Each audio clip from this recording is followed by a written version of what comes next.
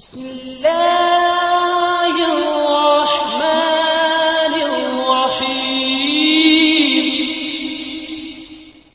اعوذ باللہ من الشیطان الرجیم، بسم اللہ الرحمن الرحیم۔ السلام علیکم۔ آج آپ کا میزبان ڈاکٹر کاشف بشیر تفہیم القرآن سیریز کی قسط نمبر 442 کے ساتھ آپ کے سامنے حاضر خدمت ہے، جس میں ہم انشاءاللہ العزیز سورہ صاد کا تعارف آپ کے سامنے پیش کریں گے۔ بسم اللہ الرحمن الرحیم۔ نام، آغاز ہی کے حرف صاد کو اس سورہ کا نام قرار دیا گیا ہے۔ جیسا کہ آگے چل کر بتایا جائے گا، بعض روایات کی روح سے یہ سورہ اس زمانے میں نازل ہوئی جب نبی صلی اللہ علیہ وآلہ وسلم نے مکہ معظمہ میں اعلانیہ دعوت کا آغاز کیا تھا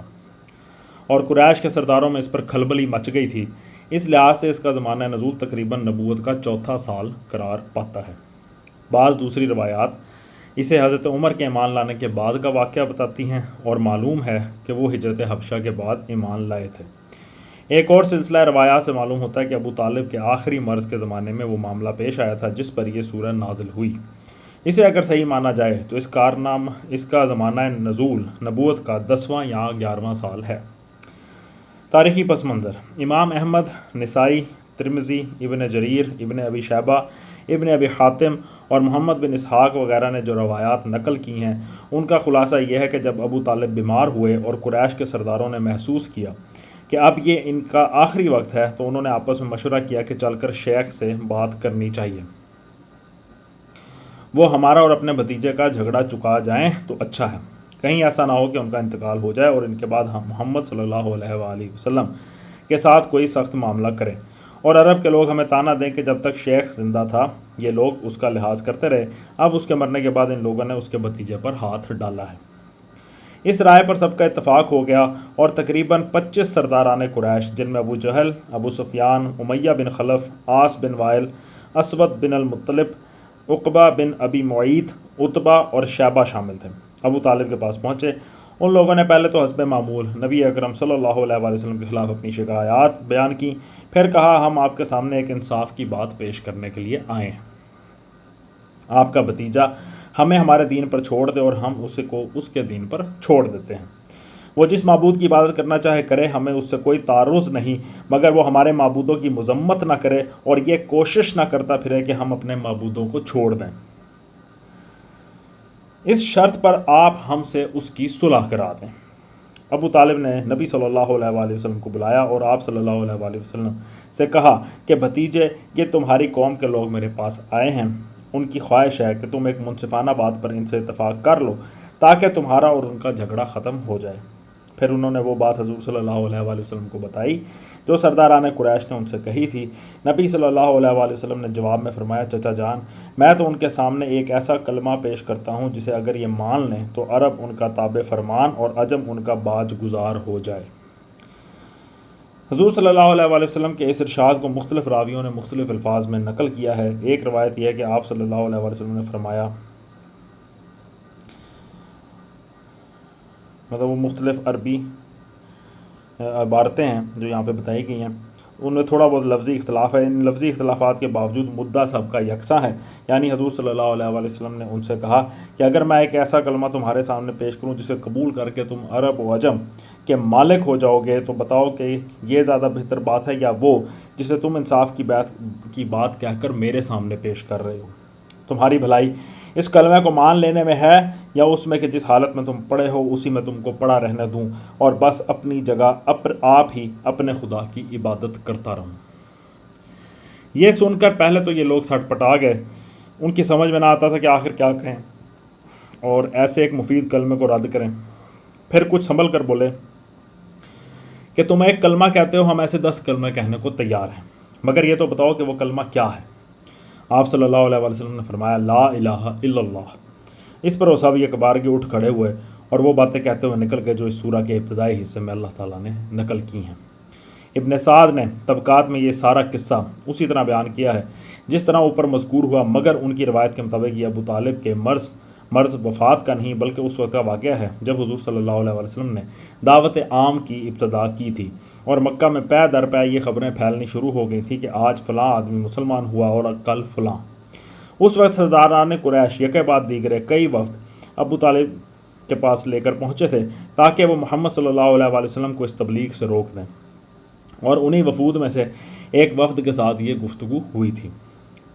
زمخشری، رازی، نیشا پوری اور بعض دوسرے مفسرین کہتے ہیں کہ یہ وفد حضرت ابو طالب کے پاس اس وقت گیا تھا جب حضرت عمر رضی اللہ تعالیٰ عنہ کے ایمان لانے پر سرداران قریش بوکھلا گئے تھے، لیکن کتب روایت میں سے کسی میں اس کا حوالہ ہمیں نہیں مل سکا ہے اور نہ ان مفسرین نے اپنے ماخذ کا حوالہ دیا ہے۔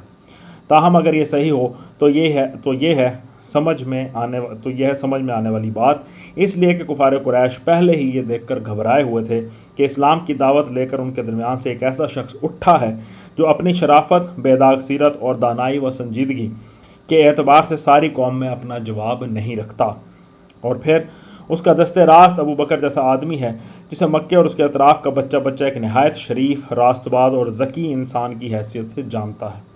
اب جو انہوں نے دیکھا ہوگا کہ عمر بن خطاب جیسا جری اور صاحب اعظم آدمی بھی ان دونوں سے جا ملا ہے تو یقیناً انہیں محسوس ہوا ہوگا کہ خطرہ حد برداشت سے گزرتا جا رہا ہے۔ اوپر جس مجلس کا ذکر کیا گیا ہے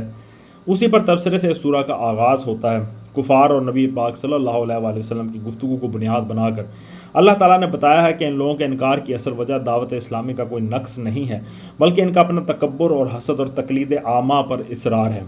یہ اس کے لیے تیار نہیں ہے کہ اپنی ہی برادری کے ایک آدمی کو خدا کا نبی مان کر اس کی پیروی قبول کر لیں۔ یہ انہی جاہلانہ تخیلات پر جمے رہنا چاہتے ہیں جن پر انہوں نے اپنے قریب کے زمانے کے لوگوں کو پایا ہے، اور جب اس جہالت کے پردے کو چاک کر کے ایک شخص ان کے سامنے اصل حقیقت کو پیش کرتا ہے تو یہ اس پر کان کھڑے کرتے ہیں اور اسے عجیب بات بلکہ نرالی اور انہونی بات قرار دیتے ہیں۔ ان کے نزدیک توحید اور آخرت کا تخیل محض ناقابل قبول ہی نہیں ہے، بلکہ ایک ایسا تخیل ہے جس کا بس مذاق ہی اڑایا جا سکتا ہے۔ اس کے بعد اللہ تعالیٰ نے سورہ کے ابتدائی حصے میں بھی اور آخری فکروں میں بھی کفار کو صاف صاف متنبہ کیا ہے کہ جس شخص کا تم آج مذاق اڑا رہے ہو اور جس کی رہنمائی قبول کرنے سے تم کو آج سخت انکار ہے،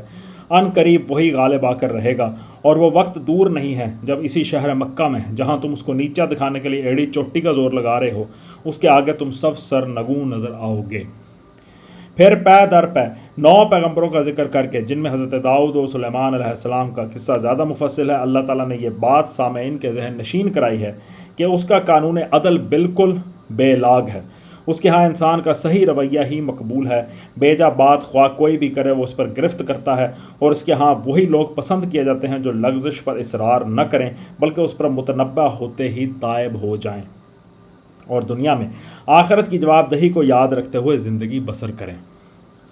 اس کے بعد فرما بردار بندوں اور سرکش بندوں کے اس انجام کا نقشہ کھینچا گیا جو وہ عالم آخرت میں دیکھنے والے ہیں، اور اس سلسلے میں کفار کو 2 باتیں خاص طور پر بتائی گئی ہیں۔ ایک یہ کہ آج جن سرداروں اور پیشواؤں کے پیچھے جاہل لوگ اندھے بن کر ضلالت کی راہ پر چل رہے ہیں، کل وہی جہنم میں اپنے پیروں سے پہلے پہنچے ہوئے ہوں گے اور دونوں ایک دوسرے کو کوس رہے ہوں گے۔ دوسرے یہ کہ آج جن اہل ایمان کو یہ لوگ ذلیل و خوار سمجھ رہے ہیں، کل یہ آنکھیں پھاڑ پھاڑ کر حیرت کے ساتھ دیکھیں گے کہ ان کا جہنم میں کہیں نام و نشان نہیں ہے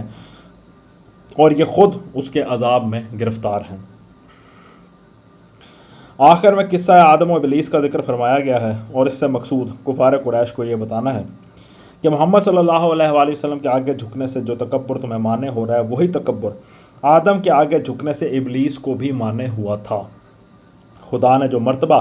آدم کو دیا تھا اس پر ابلیس نے حسد کیا اور حکم خدا کے مقابلے میں سرکشی اختیار کر کے لعنت کا مستحق ہوا۔